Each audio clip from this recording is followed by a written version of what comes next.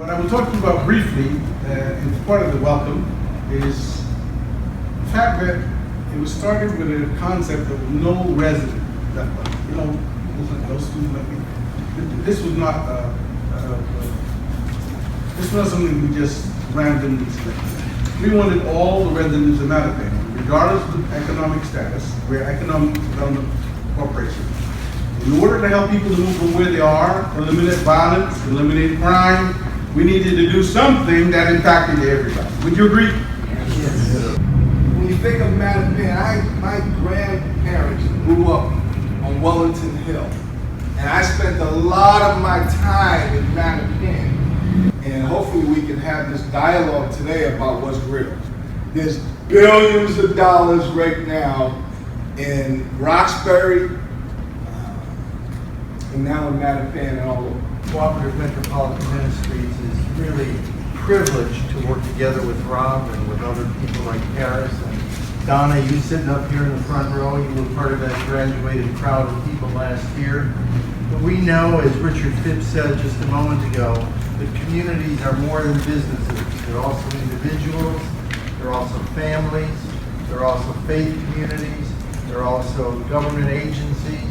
Many different elements make up a community. Really getting out there to all of the community meetings, informing ourselves so that we can do a better job of informing the community.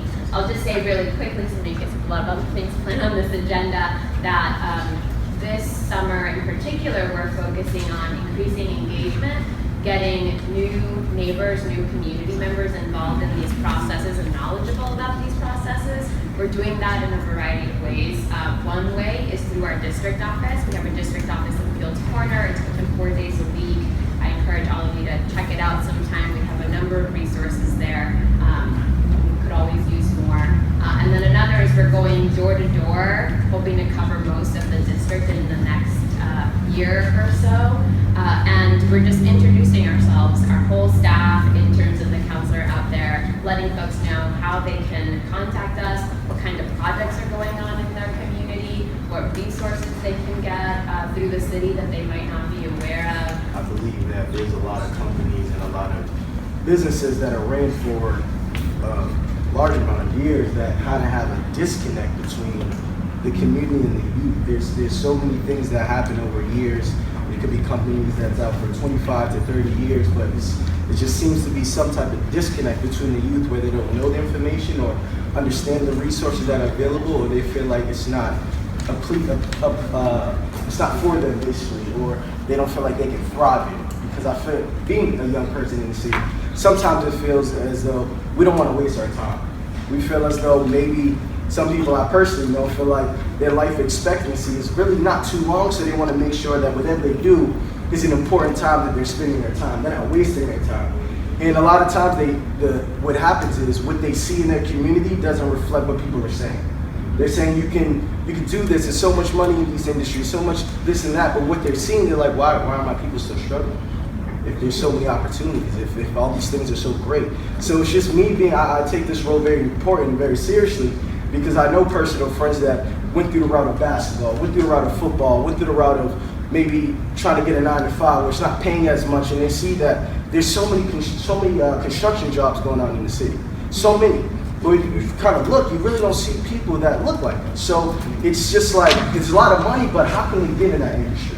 And they're getting certifications, they're doing all these things, but at the end of the day, they're not getting those calls back from those jobs. They're not getting that second opportunity to really prove themselves. So I take that position seriously, to be able to be a voice for the youth and be able to cancel out that disconnect, so we can just come together and use that opportunity and use the youth skills and everything like that and just become one and create those jobs in the place and in the training. Big companies like Suffolk's Construction, how can the clergy work with Suffolk's, Shaman, Tara Construction, to get them to a point where that they are willing to work with the faith community around this compliance issue? Do you have any ideas or any questions around that?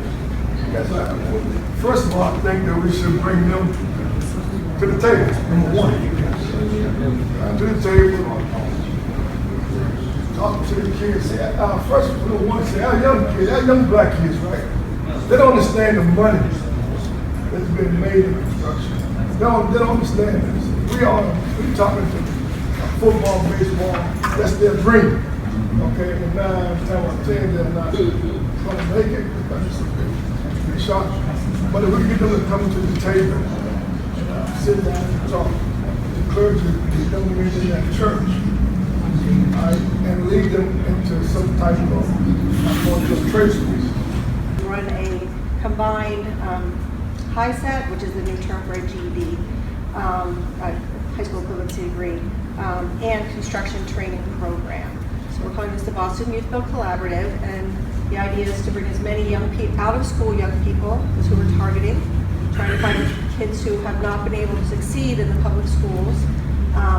We have worked with this population, as I said, for many years. We have good techniques for trying to make them successful. People think construction, especially young kids, and they think of the person that is building their deck or fixing their toilet.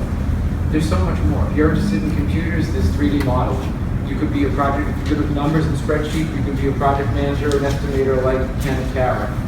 If you do like to work out in the field, you could be a superintendent, you could be a surveyor, you could be a carpenter.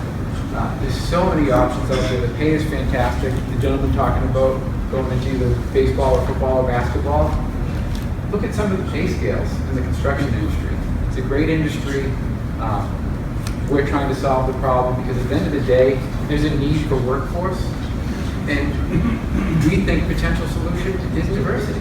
It is necessary for women to be in this industry. I've not seen a whole lot, and I've been running into a lot of brothers, and I think I'm being the beast in their eyes because I understand the industry, and just being a woman, we have our particular way of things getting done, even in the construction site. It's almost like a bonus week and Mr. Spot, so it kind of reminds you. So for our clear vision of what we do in the home is transferred out now into bigger buildings to let people know, women in particular, that this is a part of our world. We need to get into this man's world. It's not an environment that men should be in by themselves. We are Preservation of Affordable Housing is a nonprofit developer, owner, and manager of affordable housing. We own properties in 9 different states. In Massachusetts, we have about 2,500 units, 500 of which are in Boston proper. And we are fortunate enough to be working with New Westra on the Mattapan Station project.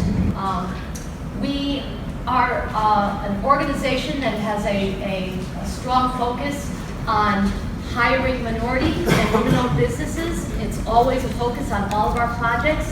This one is highlighted by the fact that we're building in this community, and we want to capitalize on that. We want to really put folks to work who are in the neighborhood. Every successful society has been founded on solid values. It's the function of the clergy to perpetuate and teach those values in society. And I mean clergy of all faith communities, those here at the table, those who are absent from us today. That's a very important task in our society. Pastor Dexter began earlier by saying that if your stomach is empty and you can't do the job, you can't hear the sermon. If there's rage or anger going on in our lives, we can't hear the sermon either. And values over violence is a way, it's a curriculum to deal with the rage that we all experience when we've been done in one way or another. It's a curriculum that takes people through the rage, the choice to forgive, empathy, rebuilding a new narrative, reconciliation, truth, justice, restorative justice, and the healing of memories. We need to really continue working together, especially what's going on in our country and our city. The other group of which I continue bringing this part of my life together is a part of interfaith worker justice. And so we work with unions, but we also work with groups that are organizing themselves. So we say we are worker-led, so we work on different campaigns. And I really appreciated what Mr. Caulfield and others said about whatever we do in our communities, we can't sell ourselves short.